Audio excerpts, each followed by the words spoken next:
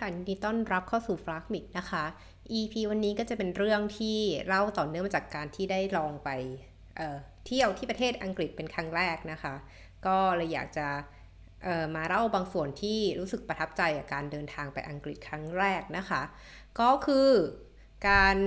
ไปเที่ยวครั้งนี้เนี่ยก็ไม่ได้แลกเงินไปเลยอย่างเงินปอนด์เนี่ยก็ไม่ได้แลกไปเลยด้วยซ้ำนะคะก็อันนี้คือได้มาจากการที่เราก็รูดบัตรจ่ายค่าอาหารไปแล้วก็ให้เพื่อนๆน้องๆที่อาศัยที่อังกฤษเนี่ยก็จ่ายเงินสดมาให้เราแทนก็เลยได้เงินสดติดไม้ติดมือกลับมาเป็นที่ระลึกนะคะก็คือ10 ปอนด์นั่นเองนะคะก็เป็นแบงค์แบบเป็นโพลิเมอร์ใช่ไหมเป็นพลาสติกเนาะก็ทีนี้ก็เลยอยากจะ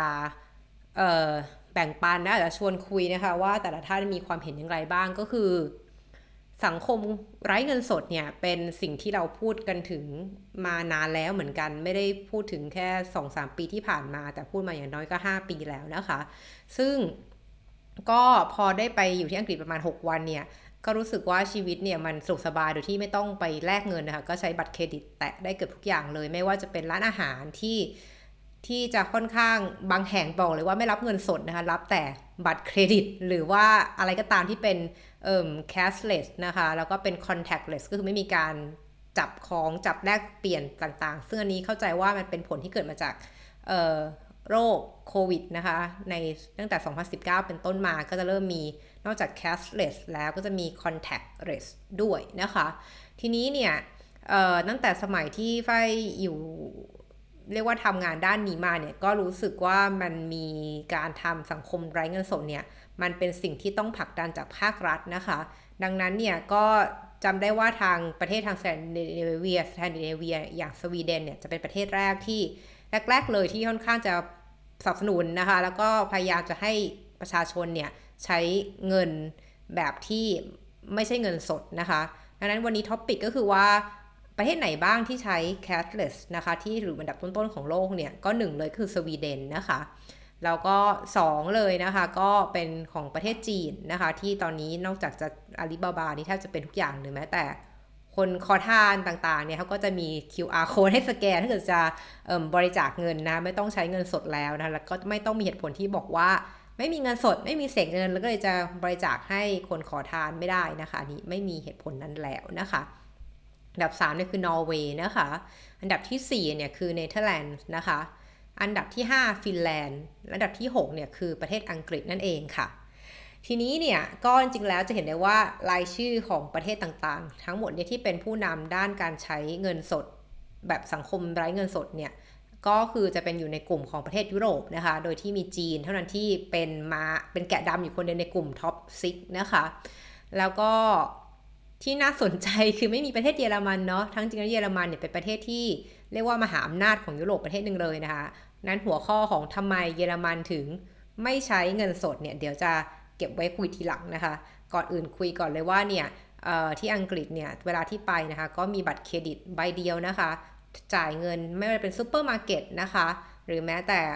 ร้านอาหารต่างๆนะคะหรือแม้กระทั่งที่ชอบมากคือเรื่องรถไฟใต้ดินก็คือรถไฟใต้ดินเนี่ยคุณไม่ต้องไปนั่งซื้อบัตรตามตู้หรือไปซื้อบัตรอะไรที่เป็นบัตรแข็งที่เป็นของรถไฟใต้ดินของเขาเองที่ชื่อว่า Oyster นะคะไม่ต้องซื้อเพราะว่าถ้าเกิดเราไปอยู่ไม่กี่วันหรือน้อยทางฝ้ายเนี่ยก็รู้สึกว่าเรา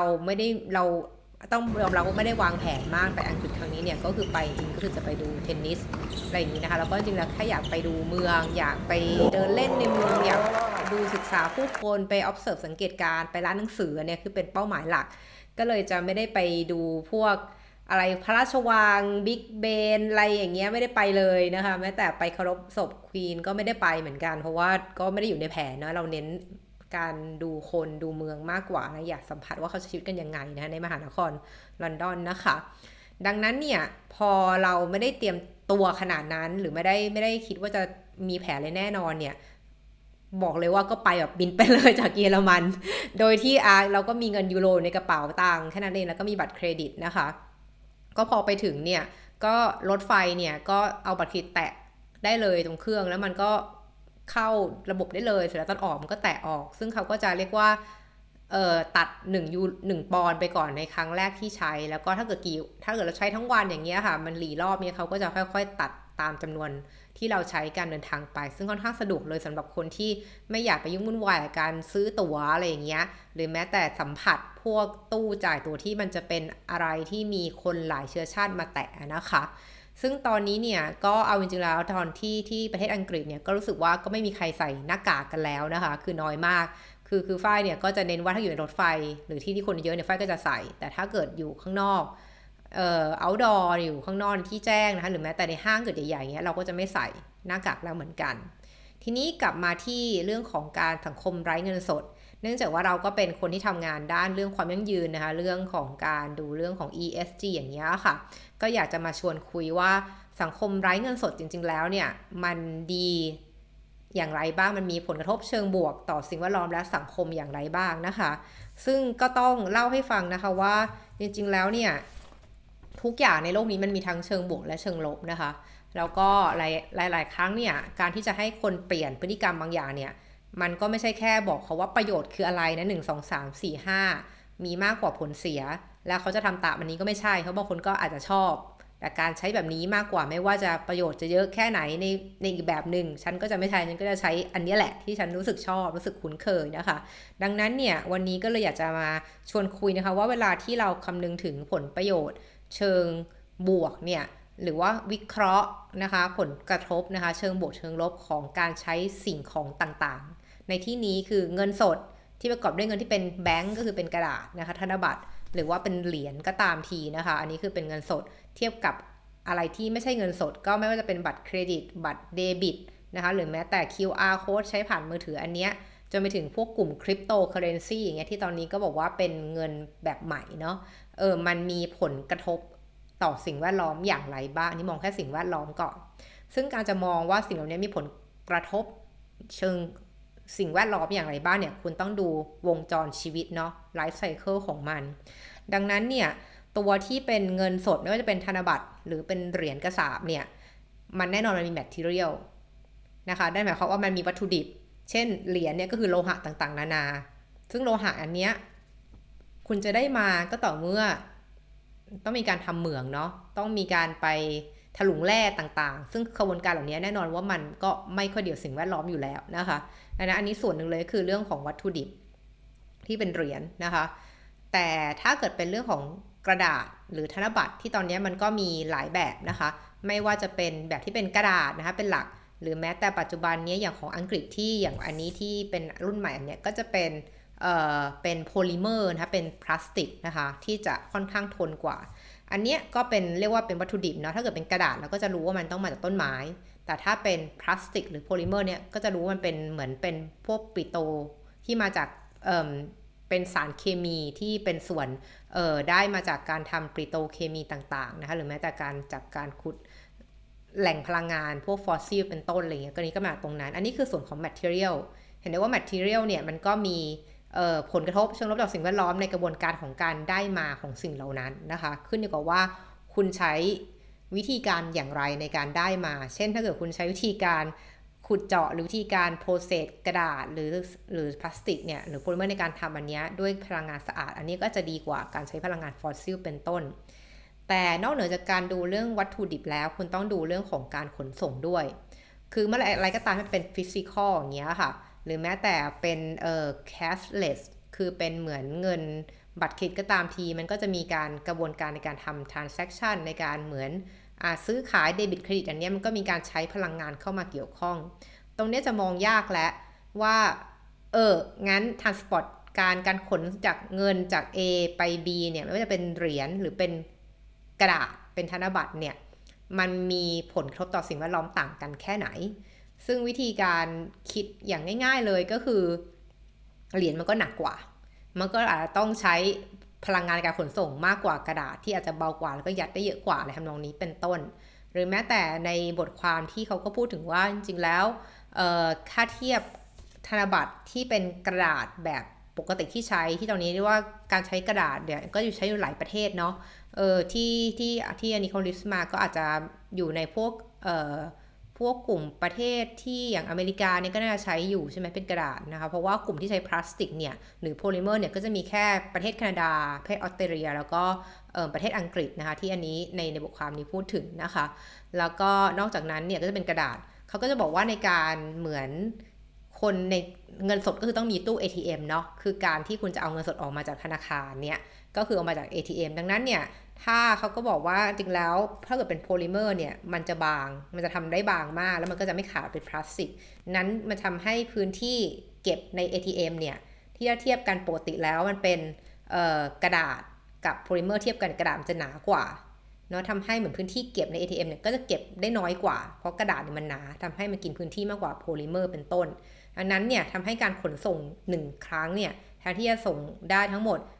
10,000 ธนบัตรเนี่ย10,000 ใบเนี้ยกลายเป็นขนส่งได้แค่ 8,000 ถ้าเกิดเป็นแบบกระดาษ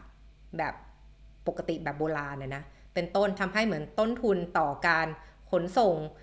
1ธนบัตร1ใบเนี่ยที่เป็นแบบกระดาษก็จะแพงกว่าอะไรอย่างเงี้ยค่ะต่อโพลิเมอร์เป็นต้นจะเห็นได้ว่าการวิเคราะห์ผลกระทบด้านสิ่งแวดล้อมเนี่ยมันมีความละเอียด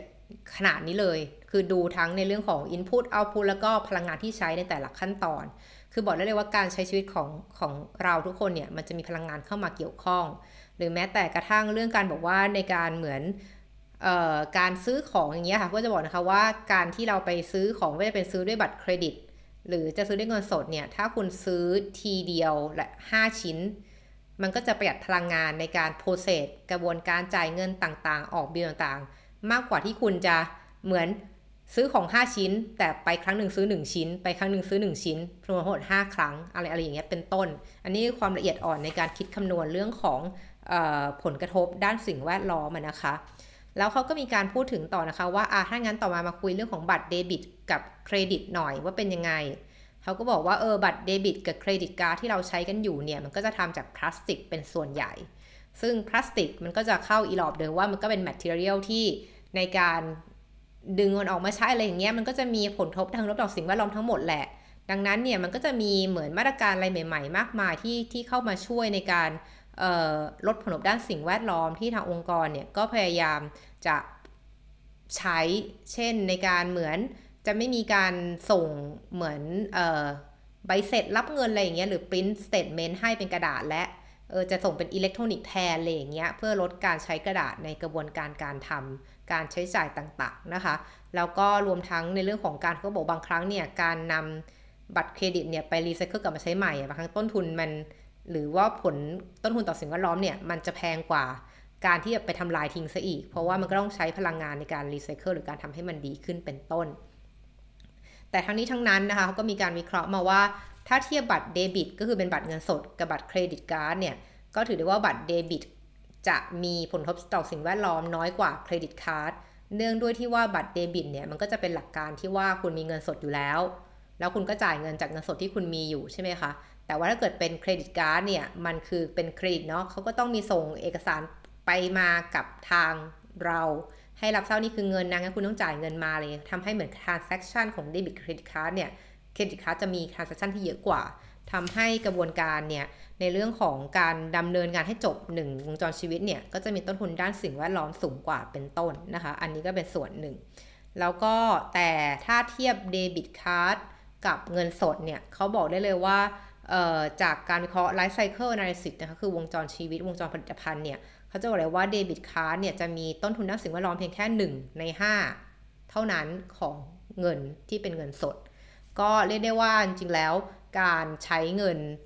แบบที่ cashless เนี่ยมันก็จะดีต่อสิ่งแวดล้อม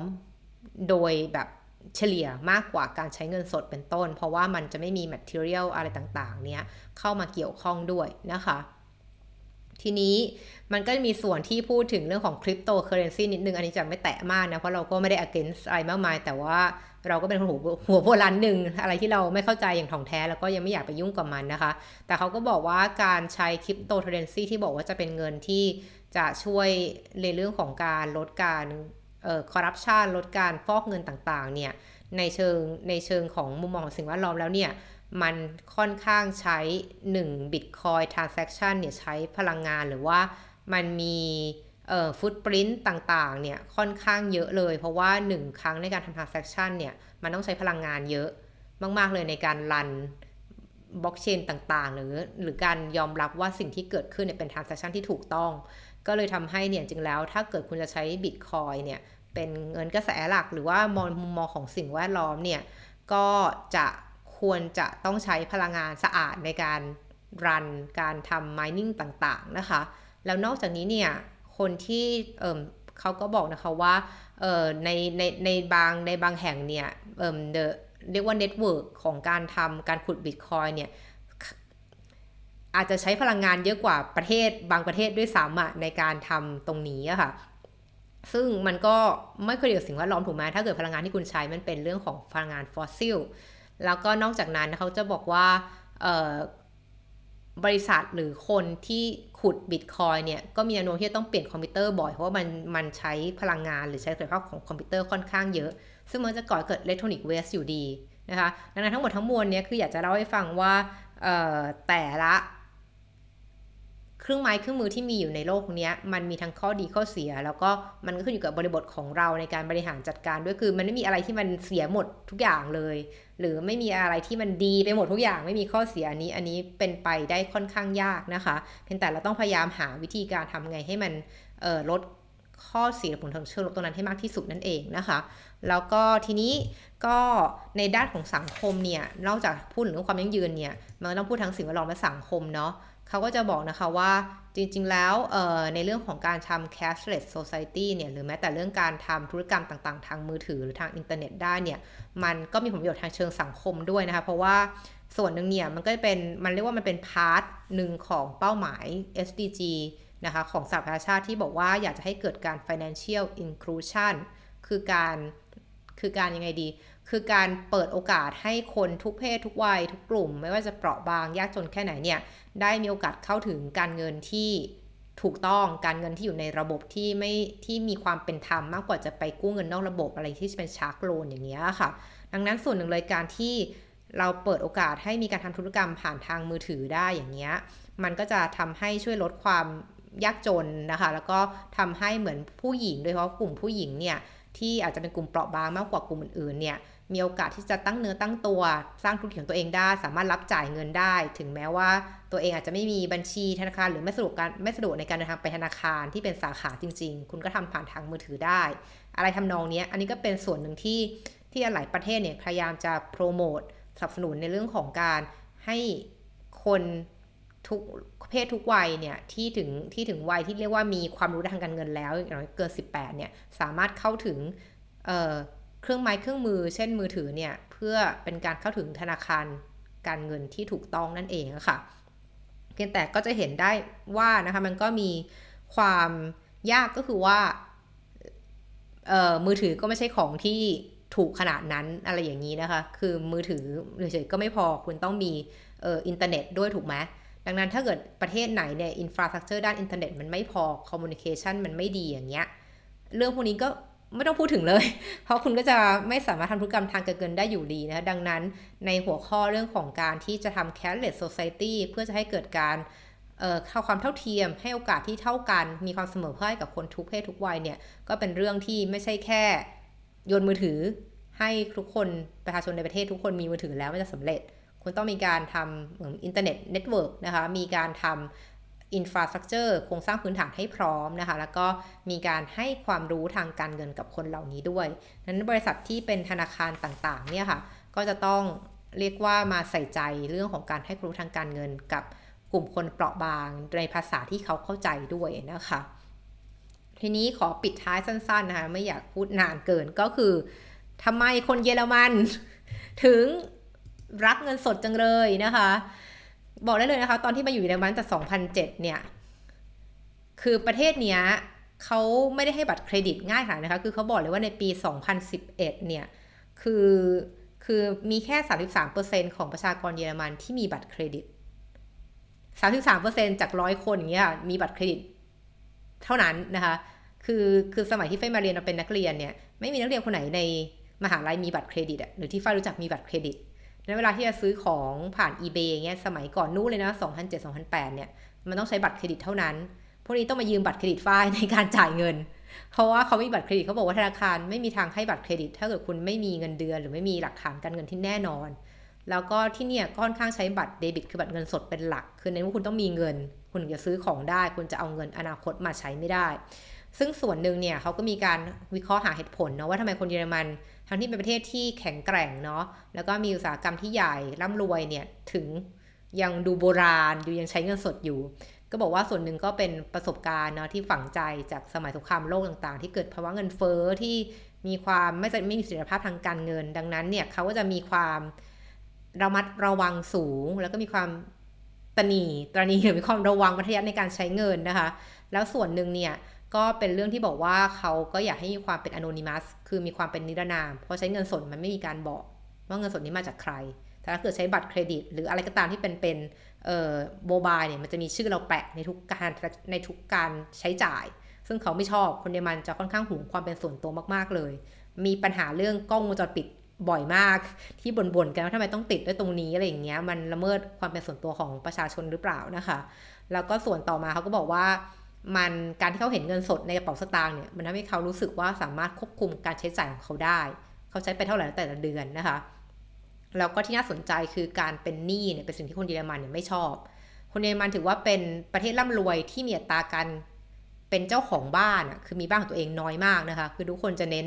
เรื่องของการเช่าบ้านมากกว่าอะไรอย่างเงี้ยซึ่งอันนี้ก็เป็น mindset อย่างหนึ่งของคนที่นี่เหมือนกันนะที่เน้นว่าก็ไม่รู้ว่าจะได้ทำงานที่ไหนอาจจะย้ายที่ก็ได้ถ้าเบื่อดังนั้นก็เลยไม่ค่อยอยากจะซื้อบ้านแล้วก็ที่มาของคำว่าหนี้เนี่ยที่ debt เนี่ยที่ debt DEBT ภาษาอังกฤษเนี่ยภาษาเยอรมันเขาเรียกว่า Schuldenซึ่ง Schulden เนี่ยมันแบบมันมีรากศัพท์จากคำว่า Schuld ซึ่งแปลว่า guilty คือแปลว่ารู้สึกผิดนั้นคำว่าหนี้ของภาษาเยอรมันเนี่ยมันมีความหมายที่เหมือนมาจากการเป็นหนี้คือการรู้สึกผิดอ่ะคือคุณต้องรู้สึกผิดที่คุณเป็นหนี้อ่ะทำให้คนเยอรมันเนี่ยจะไม่ค่อยชอบในการเป็นหนี้และบัตรเครดิตมันคือส่วนหนึ่งที่ก่อให้เกิดหนี้โดยอาจจะควบคุมลำบากเลยทำให้คนเยอรมันเนี่ยจังค่อนข้างเชื่อถือในการใช้เงินสดมากๆเลยจนกระทั่งเกิดโคโรนาไวรัสค่ะโคโรนาไวรัสนี่เป็นอะไรที่มาดิสรับทุกอย่างแม้แต่นิสัยของคนเยอรมันด้วยซ้ำนะคะในเรื่องของการใช้จ่ายเงินที่เป็นเงินสดนะคะก็ทำให้เนี่ยนอกเหนือจากการที่พอเนี่ยเขามีการรีเสิร์ชออกมานะคะจากสถาบันของทางกรุงโคโรนนะคะก็คือกรุงเคิร์นคือ EHI เนี่ยเขาก็ศึกษานะบอกว่าตอนนี้ความนิยมของคนเยอรมันเนี่ยเริ่มเปลี่ยนแล้วเริ่มคุ้นเคยการใช้เงินที่ไม่ใช่เงินสดมากขึ้นคือมีการใช้จ่ายเกือบตอนนี้นะคะก็เป็น 38% อ่ะ38% เท่านั้นนะคะที่จะเริ่มใช้ที่ยังแบบไปซื้อแบบเป็นเงินสดซึ่งอันนี้ถือว่าถือว่าลดลงแล้วนะจากเดิมเนี่ยคือ 46% เลยคือเมื่อก่อน 46% จะเป็นเงินสดตอนนี้เหลือ 38อะไรอย่างเงี้ยค่ะประมาณนี้คือทำให้เรียกว่าการมาของโควิดทำให้คนเยอรมันเนี่ยเริ่มเปิดใจกับการใช้เงินที่มันเป็นเงินดิจิตอลมากขึ้นหรือแม้แต่การซื้อของออนไลน์คือสมัยก่อนซื้อของออนไลน์ก็เป็นอะไรค่อนข้างยากคนเยอรมันมากนะคะคือก็งงเหมือนกันเพราะว่าแถบตอนไปอยู่อเมริกาเนี่ยเห็นว่าทุกอย่างก็กดซื้อออนไลน์ไม่ต้องกลัวอะไรเลยคือแบบคุณก็คืนได้ถ้าเบื่อหรือไม่ชอบอะไรอย่างเงี้ยแล้วก็ไม่มีการโกงกันอะไรขนาดนั้นแต่คนเยอรมันเนี่ยดูจะระวังกว่าหรืออะไรหลายอย่างเนี่ยก็ซื้อผ่านออนไลน์ไม่ได้อย่างกรูซอรี่เงี้ยของสดเงี้ยก็จะไม่ค่อยเท่าไหร่ทั้งที่แบบในประเทศอื่นๆก็จะมีการส่งของสดอะไรผ่านทางออนไลน์เยอะกว่านี้อะไรอย่างเงี้ยค่ะอันนี้ก็เป็นคำถามปลายเปิดเนาะที่ถ้าท่านใดมีความรู้หรือความเห็นอะไรมาแชร์กันเพิ่มเติมก็ยินดีนะเพราะว่านี้ฝ้ายเชื่อว่าก็จะเป็นการพัฒนาการอย่างต่อเนื่องแล้วค่ะว่าสังคมไร้เงินสดเนี่ยจะมีหน้าตาเป็นอย่างไรในอนาคตนะคะวันนี้ก็ขอบคุณที่ติดตามค่ะไว้เจอกันใหม่ใน EP หน้าขอบคุณค่ะ